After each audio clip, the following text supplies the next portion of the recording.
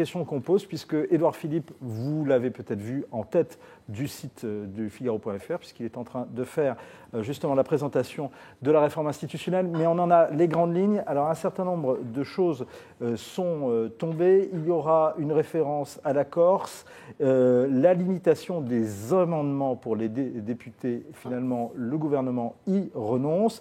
En revanche, donc, on annonce 30%, et la réforme doit être finalement adoptée, doit entrer en vigueur jusqu'en 2019, c'est la perspective, c'est ce que vient également d'annoncer Édouard Philippe.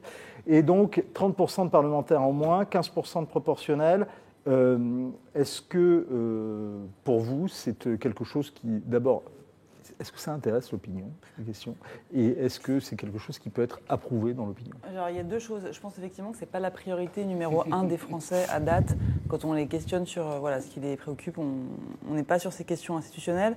En revanche, ne serait-ce que parce que la dernière séquence électorale a montré clairement une envie de renouveau, on a vu la vague de dégagisme, je pense quand même que c'est structurellement au cœur des attentes des Français, et d'ailleurs les enquêtes d'opinion le montrent. Quand on interroge les Français sur leur souhait de rénovation des institutions politiques, c'est massif. C'est pas seulement oui, il faudrait les changer, il y a vraiment une volonté de transformation en profondeur, et les propositions qui ont été faites vont dans le sens de ce qu'attendent les Français, proportionnel, moins de parlementaires. Donc oui, la réforme, je pense, est de nature à être approuvée par les Français, si c'était votre question initiale. Alors, justement, c'était ma question initiale, et je voudrais qu'on écoute, justement, avant même que les grandes lignes aient été présentées devant la presse, Bruno Retailleau, qui s'exprimait sur la question ce matin. Il est président, on précise, du groupe LR au Sénat, et ça a toute son importance. La question qu'il faut se poser sur la révision constitutionnelle, c'est le pourquoi. Est-ce que c'est pour rendre les choses plus utiles aux Français, ou est-ce que c'est pour les rendre plus utiles à Emmanuel Macron? Parce que pour l'instant, le sens de cette réforme, c'est quoi? C'est de concentrer encore plus dans les mains d'un seul homme, le président de la République, le pouvoir.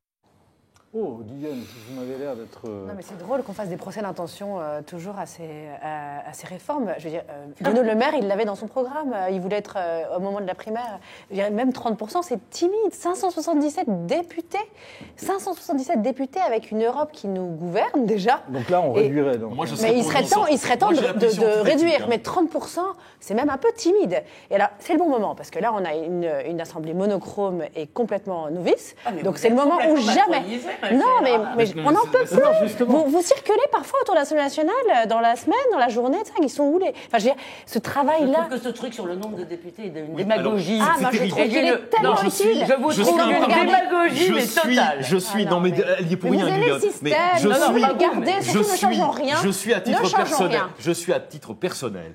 À la fois partisan, et c'est donc une position aujourd'hui schizophrénique vu les propositions. Je suis partisan d'une refondation de la vie publique, et donc je pense que toutes ces réflexions qui avaient été entamées d'ailleurs par Bartolone avec Vidocq... Mais sous quelle forme alors? Parce que attendez, c'est pas là-dessus. Si c'est Bartolone qui doit sauver la République, alors là, excusez-moi. Sous Hollande, il y avait eu déjà, une réflexion collective sous la houlette de Bartolone, président de l'Assemblée nationale, sur ces questions-là.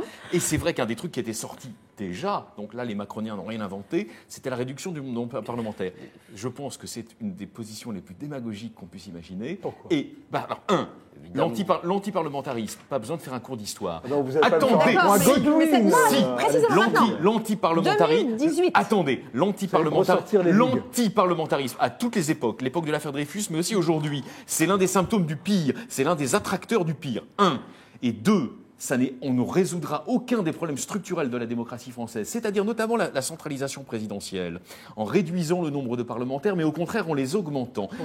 Attendez, la vraie rupture avec le présidentialisme inefficace, si on veut vraiment passer à une nouvelle 5e République, je ne dis pas une 6e, mais une nouvelle 5e, c'est-à-dire un présidentialisme plus efficace, c'est un président qui serait obligé de composer beaucoup plus avec ses ministres et avec le gouvernement, c'est-à-dire aussi avec le Parlement. Et on ne prend pas cette direction quand on propose la réduction du nombre de parlementaires pour complaire à une certaine opinion aujourd'hui gorgé de populisme et qui pense que c'est en privant la République de quelques élus supplémentaires qui touchent par parenthèse, en plus, des salaires. Alors, je vais faire hurler, mais je le dis quand même. Entre 7 000 et 19 000 euros. Oui, mais c'est par pas mois. pour un député. Mais très écoutez, sincèrement, arrêtez d'être vu tout ce qu'il démago fait, comme ça, là. vu tout ce qu'il fait, c'est pas beaucoup. Moi, je suis à fond pour les députés. C'est trop facile. Et je Avec pense. circulation gratuite. Attendez, et je Mais pense. non, mais vraiment, alors et non, je mais c'est pense- pas bien. Et je C'est pense pas bien ce que que vous c'est faites. pas bien. Et je pense que. C'est pas bien de- Et je pense que pour mailler, Ouais, on peut en Vincent, penser, je peut-être, finis, ça va. pour mailler le territoire, pour compenser les déficits et les fractures territoriales,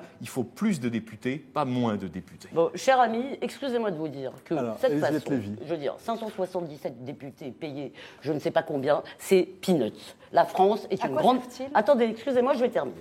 La France, excusez-moi, est une grande puissance et jeter ça, si vous voulez, dans le grand bal des ressentiments en disant « Regardez, ils gagnent plus que vous, ils ont des voitures », c'est vraiment pas bien. Ça n'est pas bien, ça alimente quelque chose qui est pas bien parce que nous avons un problème avec de légitimité avec la politique. Maintenant, sur le fond, je pense que c'est...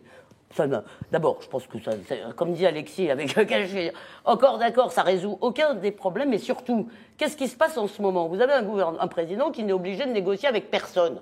Si on veut, si c'est ça qu'on veut, si vous voulez remettre un peu, disons, de jeu, de pluralisme dans la démocratie, il faut qu'il y ait quand même qu'il faut qu'il y ait une opposition avec laquelle il soit un peu obligé de discuter. Donc, l'idée de jeter en pâture, mais cette idée de dire aux gens, vos problèmes viennent du fait qu'il y a trop de députés qui s'en mettent plein les fouilles. Excusez-moi, ça marche à tous les coups.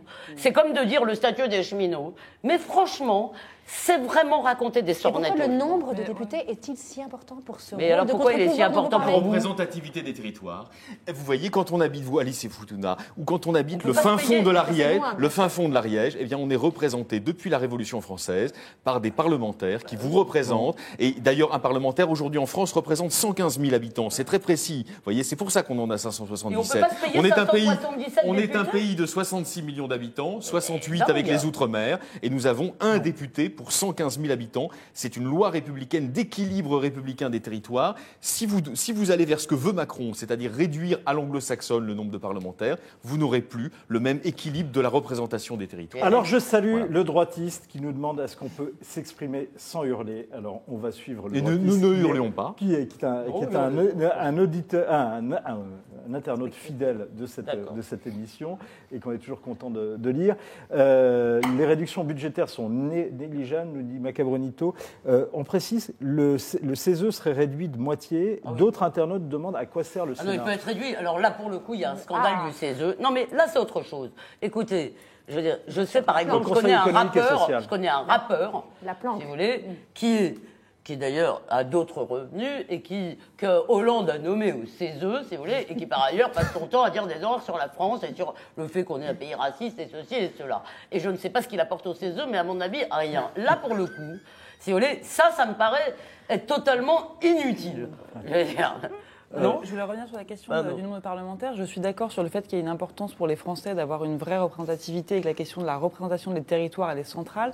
Mais est-ce qu'aujourd'hui, avec le nombre de députés que l'on a, je pose la question, est-ce que vous avez l'impression que vraiment les Français sont représentés à l'Assemblée quand vous regardez les gens qui la composent? Alors on a vu effectivement qu'il y avait plus de sociétés civiles, mais on n'est que sur des jeunes, des cadres, Avec Denis Tillinac, on a un colloque en Dordogne, là, en juin. Je ne rêvais pas de Vous secret. enquiquinez pas. Non, je suis sensible, vous voyez, au fait que le député nous a téléphoné et le député représente son territoire. C'est une circonscription de la Dordogne, etc. Et donc, cette remontée, vous voyez, vers Paris, de l'essence des territoires, c'est inhérent à une république solidaire. Donc, si on ne veut pas de république solidaire, moi, je veux bien, mais on le dit. Non, mais Adélaïde disait autre chose. Elle disait, c'est pas représentatif. Moi, je ne crois pas que la représentation républicaine, c'est une photo et qu'il faut qu'il y ait le même nombre de femmes, le même nombre de juifs, le même nombre de ceci ou de cela. J'en aurais horreur. Je ne me sens pas mieux représentée par un député juif ou par un député femme. On va en reparler justement sur une autre question. French Mood dit si seulement les parlementaires représentaient réellement les électeurs plutôt que leur courant politique, leur carrière et les lobbies. C'est ça, c'est une vraie question puisque justement si on introduit la proportionnelle, on va avoir justement le problème des partis qui va revenir.